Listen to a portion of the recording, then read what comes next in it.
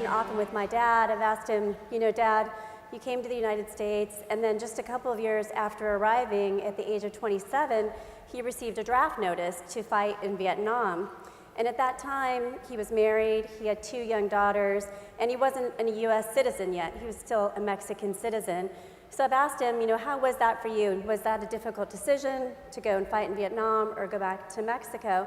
And interestingly, he's always said it was actually a very easy decision for him to go to Vietnam and fight in the war because he wanted us to grow up here in the United States, and he wanted to give us that opportunity. So whenever I run across kind of challenges at work or in life, I just think about the many sacrifices that my parents made so that we could grow up here in the United States. And that's a big part of who I am and my background, so I wanted to start off by sharing a little bit of that background. Now, in terms of career path, then I'll be asked often, how did a girl from El Paso, Texas get to be the CEO of Mellon Capital, this big investment management firm in San Francisco? And here in Sacramento, you guys are used to big numbers, but Mellon Capital for me is a very large firm with $350 billion under management. And it was definitely not a straight path to a CEO role. Sometimes people will talk about climbing a corporate ladder, but I frankly don't believe in that. I think it's much more of a jungle gym as pictured here, where if you're willing to take risks, try new things, take on different roles, a lot of opportunities will come your way. So I've had roles in accounting, law, operations, kind of goes on and on. So I think you get the point. So feel free to take risks and try something new. So I wanted to show Mellon Capital's diversity. I'm actually really proud, and especially after hearing Celia earlier today with some of the industry stats, it reinforces that we have a really diverse firm. These are 10 amazing women that are all managing director or above at Mellon Capital. And at that senior leadership team, we have 40% women. And at the executive team, the C-suite, where it's a smaller group, we have 60% women in that group.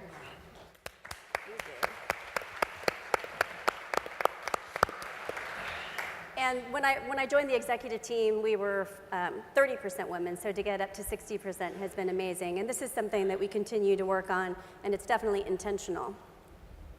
I wanted to mention that BNY Mellon and the UN Foundation recently issued a paper called Return on Equality.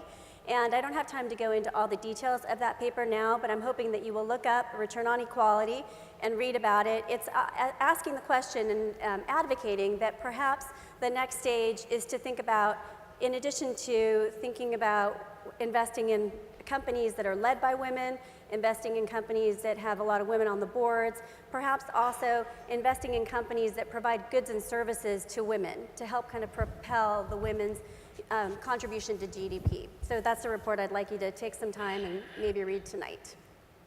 So here's the last part of my presentation, our manager takeaways, and I wanted to touch on some of these. So first of all, influencing your company's culture, and I am a firm believer that culture is the most important thing, and culture does start from the top, so it is the responsibility of the CEO.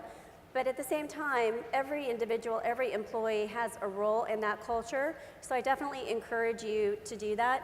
And clearly, I have the best audience here because you all took the time to come to this event, take a day out of your week to be with us here, so to take advantage of that. Secondly, make a diverse hire. That's been covered quite a bit this morning, so I'll move on to number 3, which is inviting diverse peers and employees to your meetings. And many of us, probably everyone here in the room, schedules meetings. Some might say too many meetings, but if you're in that power position of scheduling a meeting, I guess I would ask you to treat it as such and think about who you invite to sit around the table, because if you invite more diverse employees to those meetings, you're going to have a more robust discussion. In our investment committee meeting, as an example, we have people who have grown up in China, France, Germany, the UK. So when we're talking about issues like Brexit or the French election, we have people in the room who actually understand the cultures, and it adds quite a bit to our conversation. Focusing on maternity leave, I just want to give a brief story here of my own maternity leave, my first maternity leave, because hopefully it will be instructive. So when I was the head of the legal department, there was one other lawyer working for me, and when I was pregnant the first time, it turned out that she was also pregnant, and we were going to have overlapping maternity leaves. So I went to my boss and I said, we are going to have this gap in coverage, so perhaps we could hire another lawyer. This would be a really good time to bring in a third attorney. And fortunately, he agreed, and I was able to go out and recruit this wonderful third attorney. And within about 1 month of her joining Mellon Capital, she came to me and she let me know that, in fact, she was pregnant. So if you can imagine, we now had a three-woman legal department, and all three of us were pregnant at the same time. So I took a deep breath, and I thought, okay, this is actually okay, because now we have coverage. You know, we'll always have somebody in the office. But I had to go in and explain that to my boss, and when I went in and sat in front of him and told him that this was the situation and why I thought it was fine, his reaction was not very supportive. In fact, what he did was he basically put his head down on the desk and sat there silent for what felt like an eternity. And so I share that as something not to do. Please don't do that. But also because as a young manager and as a woman, and especially a pregnant woman, it was really upsetting. And so I do encourage you, if you're a manager and you haven't had these conversations with women about their maternity leave, get some advice, talk to HR, talk to someone who's been there. And then just to wrap up, the last point is just we are all different, and that's such a great thing. So I encourage you to find the diversity in your office, grow the diversity in your office, and really cherish it. Thank you.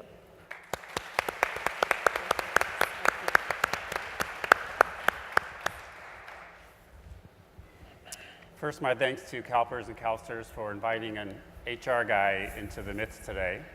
And I come from a pretty unique place. The Stanford Linear Accelerator, SLAC, does some of the most cutting-edge research and development science on the planet. And we have some scientific toys that draw researchers from around the world. We study energy, biology, and matter at its most basic subatomic levels. And they bring that same level of scrutiny to anything that I or any other professional is going to bring in front of them. And so knowing the focus that came into our efforts, we took a unique path to start addressing our diversity issues. It's been about a 2.5-year journey, and I'll walk you through some of the process and the highlights of that. So first thing is to understand that there are some built-in challenges and obstacles in any diversity and inclusion effort. And we started having some conversations that there are emotions involved here, and that we had conversations around how our brain predisposes us to behave in certain ways, and understanding that and saying, okay, what are we going to do with that?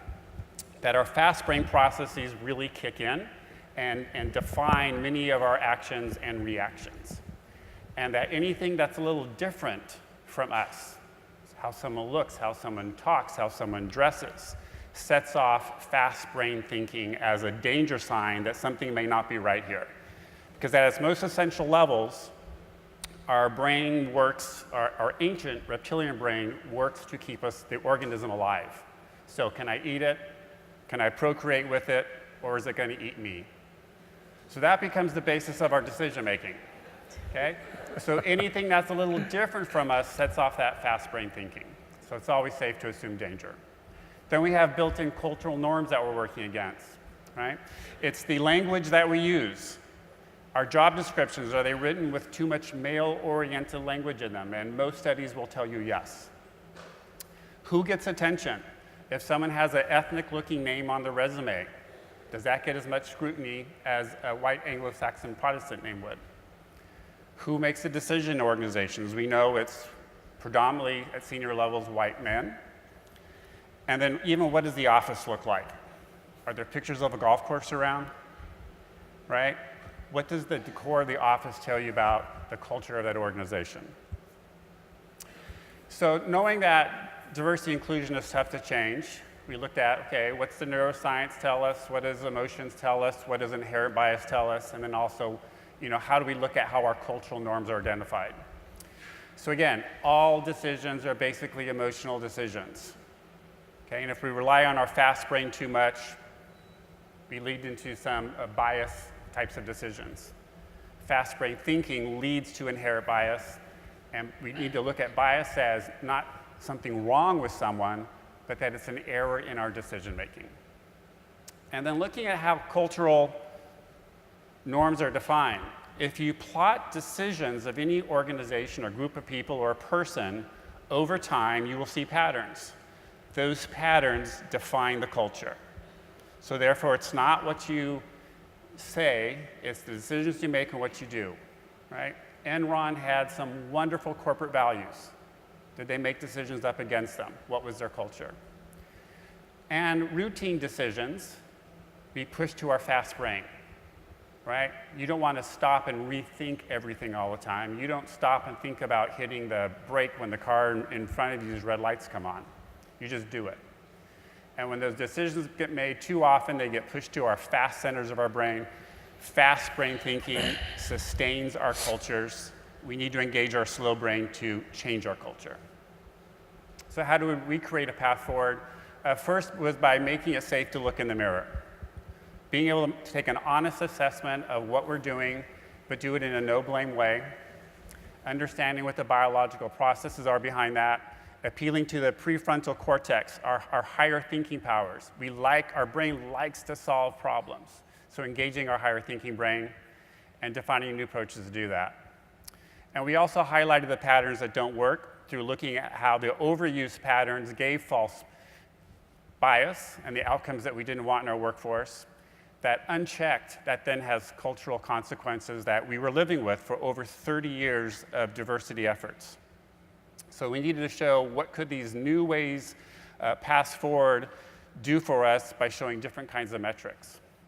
And then using our slow brain to make the patterns known that weren't working for us. So we had to slow down some very brilliant brains. And we did that through looking at our search and selection process by putting gates in place. So we did not prescribe or create a policy of who they had to hire. We defined a process by which they used it to get to the hire. Okay? Objective criteria, neutral job descriptions, having a staffing plan that went out to diverse audiences, making sure any decision makers had an understanding of inherent bias and how it worked and what we could do to mitigate that. We've also looked at our talent planning processes. And we consistently apply evaluative criteria against all people within our talent pools inside. So we talk actively not about lowering the bar, but leveling the playing field. And then we provide sponsorship for diverse people. And finally, in our performance assessment practice, we took ratings out of the system about the same time we started in earnest working with this process. And we do reviews to make sure that the language written up in those reviews are not biased with language, right? Women being held to a different level of standard or credibility. And we make sure that's applied equally across everywhere. So again, 30 years of practice prior to 3 years ago showed no changes, and there was lots of money and time and effort and people involved in these practices. Where we are now is I can stand here and say, I know we have a fully committed leadership team. It took about 18 months of conversations to see that turn that corner. We had our first ever Panofsky Fellowship awardee, and that is a prestigious international fellowship. The first bias mitigating search process we used was for this. Out of the 5 finalists, 4 of them were diverse. We've had 8 women named into prominent leader or faculty positions in our second year running. So FY15 was our first year. We had 17% of people, women named in those roles, 47% in FY16 used these principles. And the prior 30 years, we hired an average 13 to 15% of new hire scientists were women. FY16, we hired 20%. Year to date, we're trending at 60%. Which is funny. This one to the right? Yeah. Hi, I'm Victor Hymes, and I'm the CEO and Chief Investment Officer of Legato Capital Management. And today, I'd like to talk to you about some interesting things that involve transformation and vision in organizations, things that typically make people feel terribly uncomfortable, and that's actually a good thing.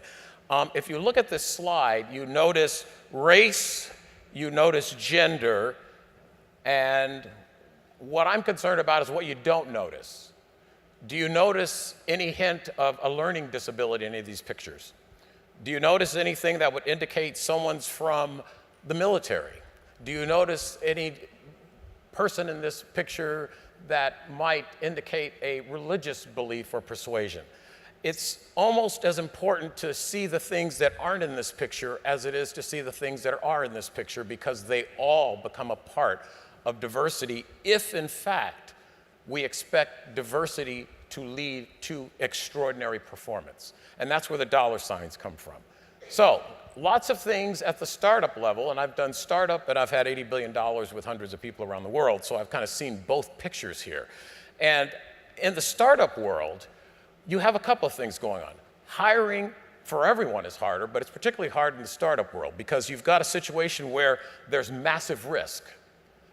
We may not get paid the first year, right? Or the second year or the third year. We may fail after 5 years, and then we have to start all over again. Big risk, hard to hire.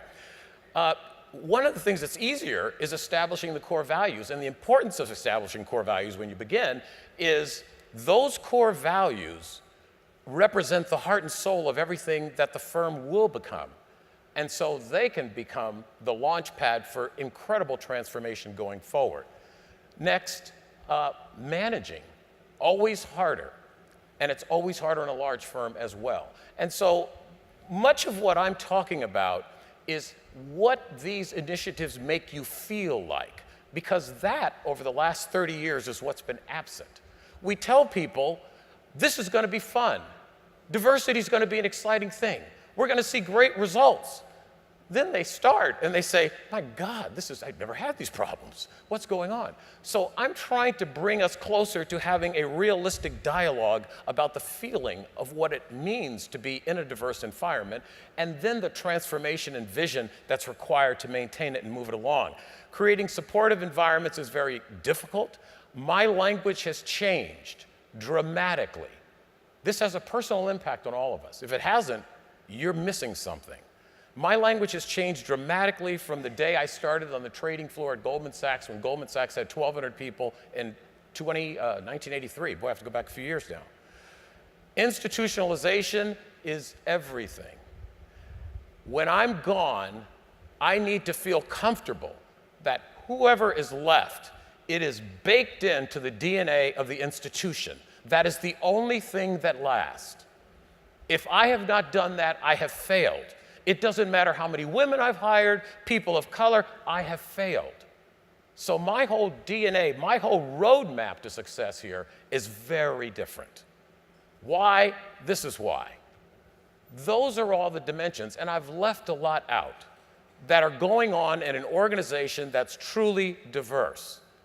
I need individuals around me who completely represent a different political view than me. And I want to create an environment where they feel very comfortable expressing it, which means my language has changed internally, right? Because if I go along and go around denigrating Hillary Clinton, that's going to shut down that ability. So think about this in your own organizations, okay? Because it's all a part of the equation. You wonder why you can't keep a particular individual in your organization, whether they be woman, person of color. The language is what's driving a lot of these problems. So this is very complex. It goes far beyond colors. What are unique to the things that happen in the startups that I think are really advantageous? We can create jobs in a startup that are perfectly tailored to the aptitudes of an individual. You can't do that in a large firm. We love that. Also, I'm really close to the people in my organization. I'm an office away or 3 feet away. So I can sense and feel things that are going on. And the cultural beliefs and the sensations of what we are doing together are all apparent to me all the time. Instantaneous course correction might be the best thing about it. If something doesn't work, we change on a dime. And many of you who know Legato know, we're all about introspection. We're all about looking at ourselves. We do that all the time. That's how we get better. And we do it competitively because you know our competitors don't do that. Because people are often afraid to look at themselves and say, what do I see? And how do I fix it? We spend an awful lot of time doing that. And also, one of the things I've argued for and participated in for the last 30 years is a concept called fairness, not sameness management. And for those of you who don't understand what that means, my goal is to get the maximum out of every single person in the organization. The only way I can accomplish that is to go where they are and to have everyone in the organization understand that idea. Go to where they are, find out what they're doing, and help them succeed. In my years of managing hundreds of people and $80 billion, we ranked every single employee in every single division and every single aptitude set in quintiles. And do you know what would happen to the bottom quintile? Most of you would fire them, right? You know, this is a great little system. We worked them out of the foods. You know what we do? We go to the partner in charge, and here was the commandment. You now have to partner with everybody in the lower 20% and help them get to the top 5%.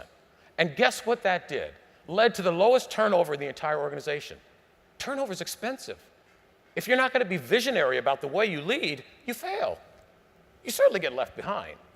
So, when you do that, when you execute on fairness, not sameness, this is what you get. The top line is normal management. The bottom line is transformation, the result of vision.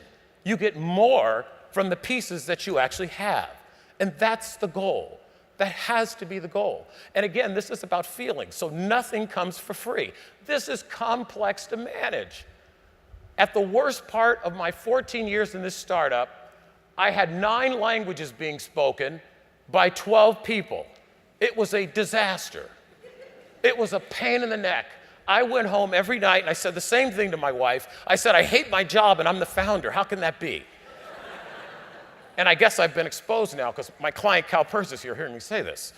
Anyway, let's move through quickly. Multiple strategies operating simultaneously, you have to do everything at once. This stuff about I'm starting with women, then I'm going to people of color, you know, it's all intertwined. But here's a really important point. Who failed? This is about reality, not fantasy. Was it me? Was it them? Was it the environment we created? Hostile environment for diverse people. Was it the strategy? Or was it the individual? No one likes to talk about that. There are poor employees. And sometimes they're people of color, and sometimes they're women, and sometimes they're Caucasian men. Recognize that. That's not a problem. Move forward. The whole idea about this is it's uncomfortable. That often is a sign that you're making progress. What do we do to get ahead? I'm going to be very quickly here. Define the benefits in real terms. Don't just tell me it's diversity because it feels good. Transform the hiring process. What I did when I was put in charge of the $80 billion and all the clients and whatnot is I called every recruiter in because I knew that was the gateway into the firm. And I sat them all down. No one in the organization knew I was doing this. No one ever found out about it until years later. And I said, the only way I'm going to know you're doing your job with regard to diversity is by who my people who are largely Caucasian hire. So when I tell you 3 years later, we were the most diverse division in a 5,000-person firm. I know it's working, and I also know it's institutionalized, because I haven't told anyone to do anything. The quality of the candidates is going up because the pool's broader. Perfection, move on. I'm going to buzz through. Go beyond checking the percentages of people and start talking about how long have they been here, and have we succeeded there? How many of you do this? Here's a new idea. Go to all of the people in a certain category. Let's say it's the administrative people in your organization. Measure what percentage of those people are from diverse backgrounds of any kind, and then measure the total compensation and ask yourself what share of the compensation is going to that percentage. So if I've got 40% diversity and 10% of the compensation is going to that group, failure. That's a novel way to do this, because it's about economics too, ladies and gentlemen. Last slide, I'm going to move through very quickly. We've talked about changing your language, has to change. My language has changed dramatically. Acknowledge that it affects everyone. Caucasian males are affected by this transformation. The vision, it affects every single person. Be diligent about the analysis you perform. Do not be afraid to say, this doesn't work. Get rid of it. By the same token, expand on things that do work. So don't use up the energy working things that don't work. And then prepare a model. And this is controversial. In my own mind, I have a vision of what I think the firm should look like so that every question I need asked is asked. I do the same thing when I talk to Brookings as a board member there. What is the vision of Brookings?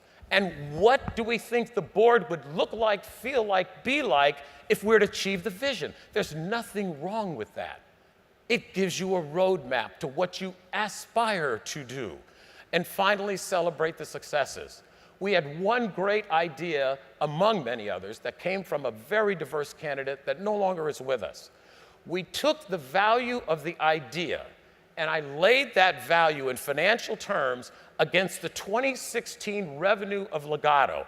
It was 70% of the revenue. So you can't tell me this doesn't have dollars and cents implications. If this person hadn't done that one thing, that one day, 70% of last year's revenues was the economic value. Thank you.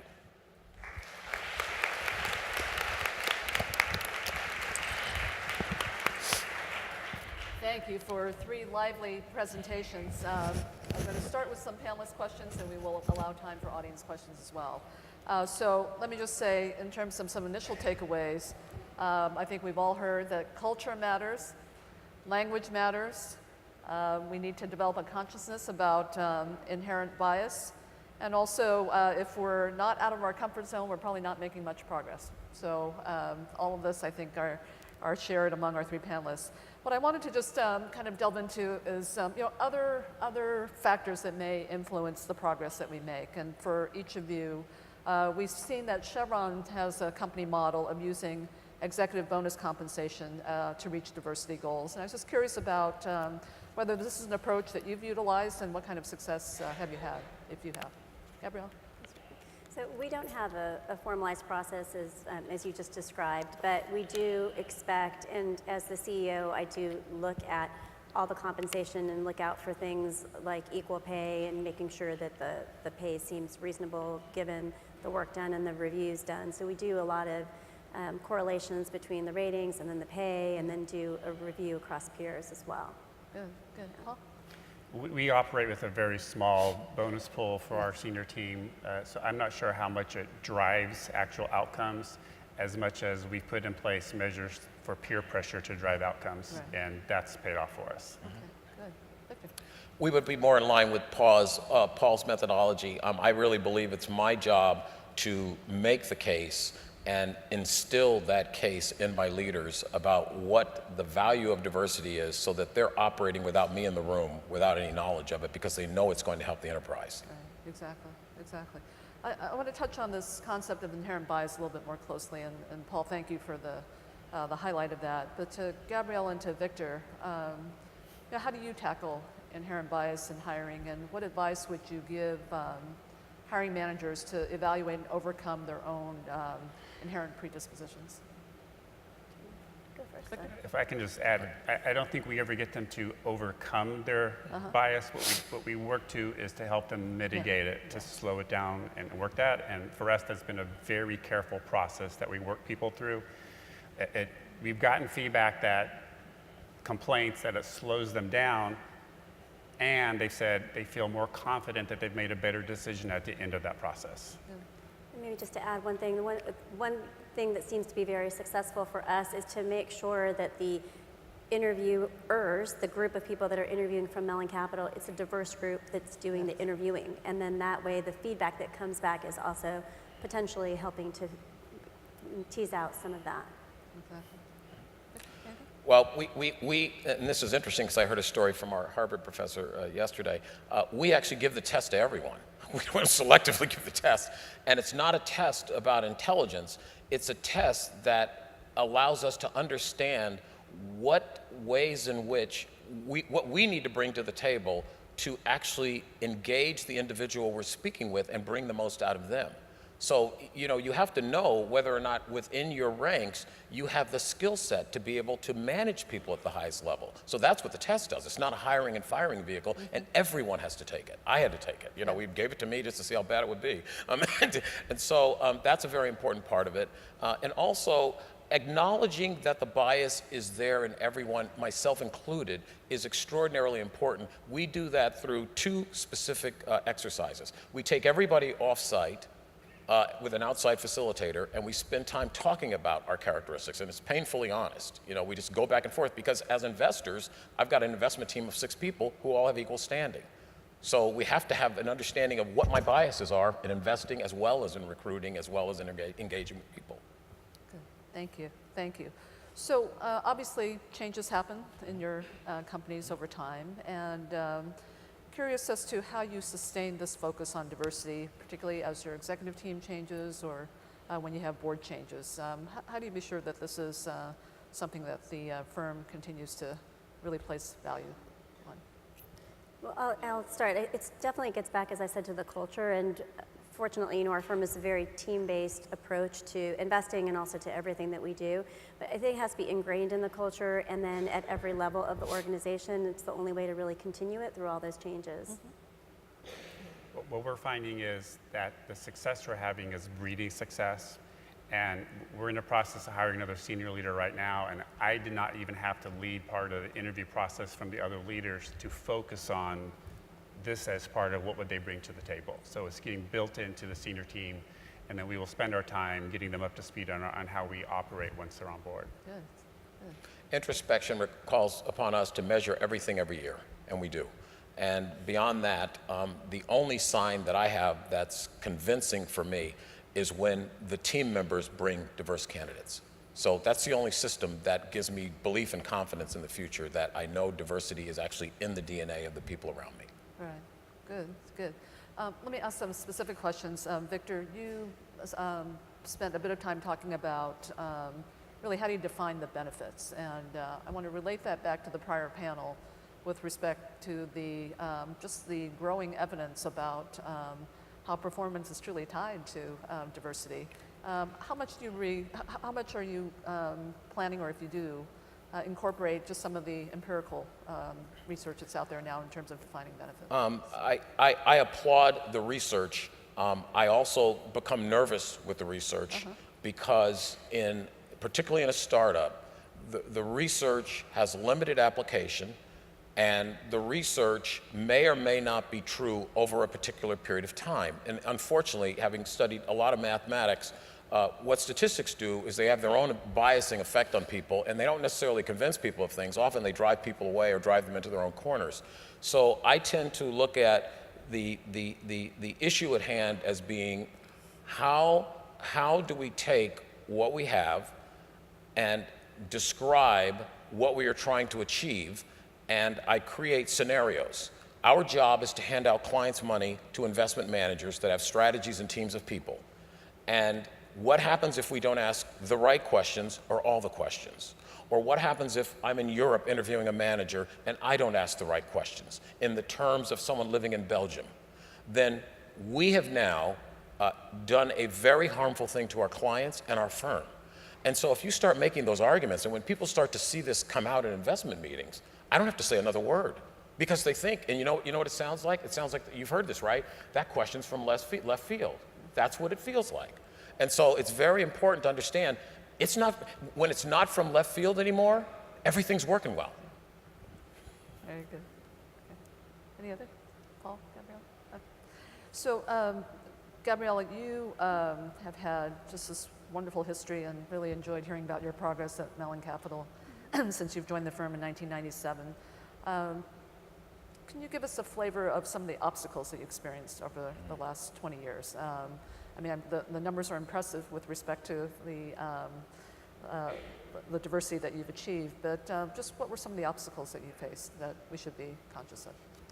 Sure, and maybe I'll share. We have, I talked a lot about the diversity with women. We actually have a very culturally diverse firm as well, and people from many different countries. So we do sometimes have some issues as we're trying to, as probably with everyone in the room, you're trying to get the visas for the people to be able to come, so that sometimes can cause a slowdown in the process. Also, I have experienced, there is some bias that I've seen in the industry generally against people who have accents or English isn't their first language. We have a lot of employees where English is not the first language, and so we try to help mitigate that and help provide some training, but I'd like to just somehow eradicate that, but I'm not quite sure how to do that, especially for me. My parents have very heavy accents in English, so I'm kind of sensitive to that issue. But sometimes it's just making sure that we're helping the people acclimate to the United States and then acclimate to investment management. So it gets to be a little bit deeper even than just the company issues. Mm-hmm. No, absolutely, absolutely. Paul, I'm just taken by the field that you're in, and was curious about how you see the increased attention on particularly getting more diversity in the STEM field to really carry into then more diversity in your field? So that's one of our long-term efforts. Right now, only about 20% of graduating PhDs in physics are women. So we're at least meeting and going beyond that in our hiring right now, but the question really becomes, what can we do to start preparing the pipeline going back as far as elementary and junior high school? And we have some outreach efforts to do that as well and participate in those efforts. That's terrific. Good, good. I want to just do kind of a lightning round before we open it up for audience questions, and that is if there were one recommendation that our audience could consider and hopefully implement over the next 6 months as they leave here to jumpstart diversity changes in their organization, what would that be? I would say hire a senior diverse person. Just one. Start with one. Okay, good. I say slow down to go fast. Make sure you slow down, have the right kinds of conversations, get people lined up, and then pick up steam from there. Excellent. Victor? Two things I'll cheat. Fairness, not sameness. Go to people where each person is. And this creates the Caucasian men as well, folks. You're losing a lot of capability there because it's being missed. And the next is understand the gateway for the information that you value.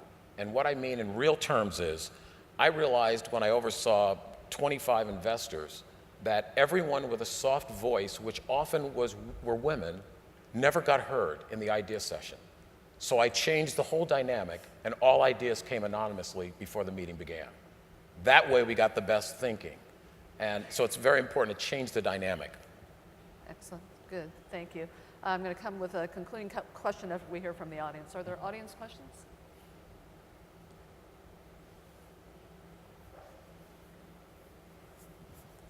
Yes, sir. In front here. Victor, what was the one thing? What was the one thing? Oh, Yeah, two. as far as, To jumpstart diversity. oh, to You jump, had two oh things. gosh. Well, for me, the one thing was the gateway. Yeah. Literally, what is your gateway? So when people start and say, usually they'll say we can't find diversity. You know, we're looking for people in our area of expertise and we can't find it. And so then you have to rethink the gateway entirely, and that takes a lot of work. So that would be, I think, my one thing that's a primary issue. Next would be culture. You, in your presentation, you said one thing led to 70% of your Listen. I'll try to keep the person protected. So that's why I'm squirming in my chair.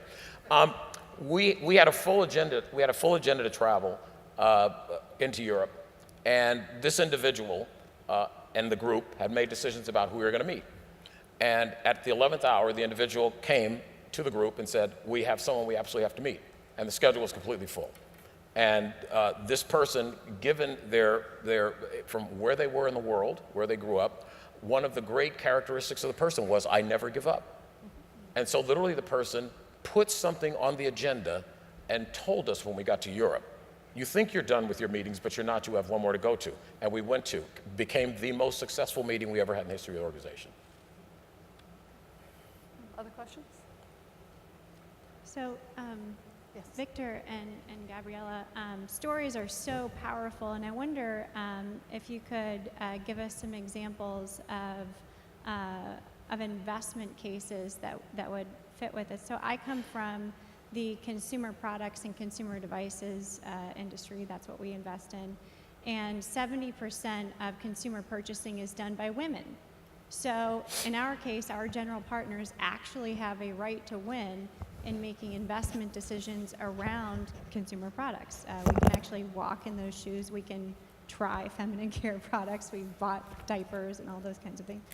Could you give some examples of other sectors where you think, whether it's gender or ethnicity, where you've seen diversity bring specific and particular advantages to those investment managers outside of even, consumer products, which is, pretty obvious?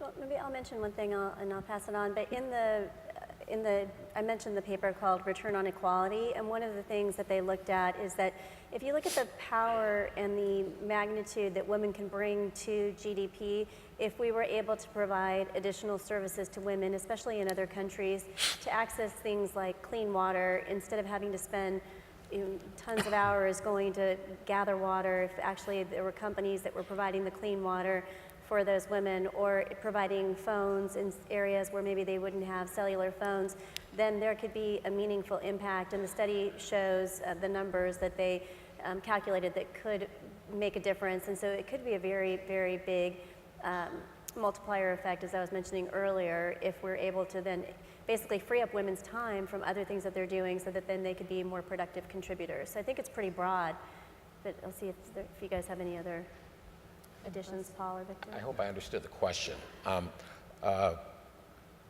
I think there are two things, if I understood the question, that I would share. One, we look at success, and I've said this before, we look at success and we define our own success as corporate enterprises as whether we're number one, whatever that means, okay? We have the greatest revenue. And in my own life, in my own world, number one means nothing to me. What I think about is I have achieved this nirvana. We've done it's expansive, it's beyond anyone's imagination. So there's no limitation. And being number one kind of in its own way traps you. The second thing, what we fail to understand if we ever become number one is that we're doing a large number of things wrong. And so that's the beauty of looking at yourself all the time and being critical and holding the mirror up, is that you start to look and find things on the periphery. I'll tell a quick story that I was telling Paul in the hallway. Very quick. So, very quick. We've got You know, questions. I'll move on. Okay. Go ahead. I want to give time for other questions. Can I mention one more, I think Yes. maybe more specific to your question? There's also another study that shows that in the investment management field, since most of us come from that field, a lot of women are making more investment decisions, and in particular, that's an opportunity for financial advisors to focus on women. Exactly. Paul, any insights? Okay, very good. Next question? In the back. Yes. I see you. Hi, how's everyone doing? Rendell Solomon from Moeller Monroe in Chicago. Slightly tougher question. You may not be able to get to all of it right now, but it sounds like from the session before and this one, which is we really appreciate, we've taken this issue of diversity and inclusion and sort of turned it into this science. How do you address what just may flat out be sexism and racism in the environment? How do these programs perhaps try to deal with that? Or what would your recommendation be? We don't have that in Moeller Monroe, we're fully diverse, and it's great to work there, I love it. But for organizations who have those issues, I'm just wondering, how do these tactics address what just flat out may be, I'm a white man, I don't want a woman here, I don't care about these programs, or I'm a black person, I don't want white people here. How do you address sexism and racism and other isms in the office? I have one, do you have something to add? Go ahead, and I'll go after you. Paul. I would say there's a combination of education, enlightenment, creating understanding, talking about the culture, talking about inclusivity, and also holding people to account for things that are clearly inappropriate. And we work at both levels. Let me ask a follow-up question on that. So what does cultural sensitivity training look like now as we're trying to reach these goals of diversity? I mean, We haven't done it. We don't go there. I had one, I experienced one training which I thought was really interesting, and be curious what Paul thinks about it since he's an expert in this field, but it was much more modeling training. So they had scenarios, they actually brought actors in and they role played different scenarios that happen. And in that kind of a situation, you can create a hypothetical situation that might actually happen and then see how people react to it. And I thought that was actually quite effective, and it helped people see things in a different way. We've created forums to bring different people together and construct conversations that they can have to get to know each other at a different level and to make it much more personal on that level. good. I think it's the rubber meets the road with the core values of the institution at the foundation. And I think, as Gabriela pointed out, I mean, I have a story that's a short one that I'll share. There was an institution I worked with years ago where, and I learned this story years later, but it's a statement about this, where the target client that I was to be assigned to had found out I was a man of African American descent, and said, if you send him here, the relationship is over. And what happened was the two partners in charge said, well, you know something, let us offer you a different way of looking at this. We're going to bring him to the meeting, and after he's done, and after 6 months go by, if you feel the same way, we'll consider what you've said. And the real important thing about this story, there's a ton of money on the line, by the way, so don't ever think this is cheap decision making. And the next thing is, it's incumbent on the leaders to come up with creative solutions. A creative solution is not to go back to the employee and said, you know, they don't want any black people covering them. That's the client told me, so I've got to do what the client says. That's not what you're paid for as a leader. You're paid to think it through and figure out how you're going to make the right thing happen. And actually it benefited the client, shockingly. Great. Thank you. Let me conclude with a final question. Obviously today is very focused on diversity and inclusion, but at what point do we, is there an end point in terms of where we stop increasing diversity and we're in the business of maintaining it? Or is this something that is just a continually evolving endeavor by companies? I don't see it ending within my career or lifetime. If you just look at where I am right now, the underrepresented minorities and the women coming into the STEM field is low. Yeah. I spent a dozen years before this in the entertainment and media field, and I would say it was the same story there. So I don't see that changing easily. I think it's a battle we work over numbers of years. I would agree. It's dynamic and it's forever, and the dynamic piece is very important because inside my organization today, there are always things out of balance.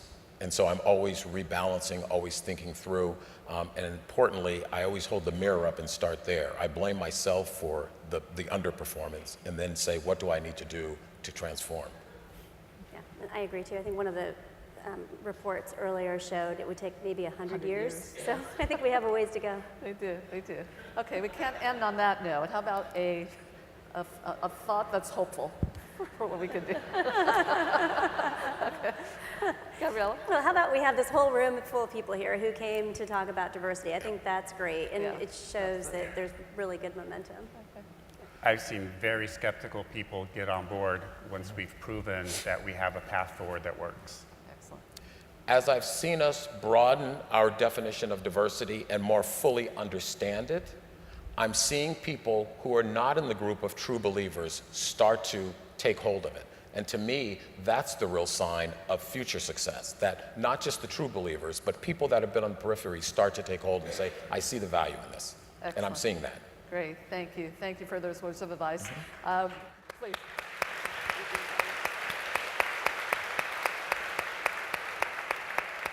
I want to thank our panelists. You've heard a lot from them, but their advice and their own experiences is just very invaluable for today's forum and beyond. But more importantly, just the continued commitment that each of them continues to demonstrate with their own firm is just very inspirational. And please help me join in thanking them again.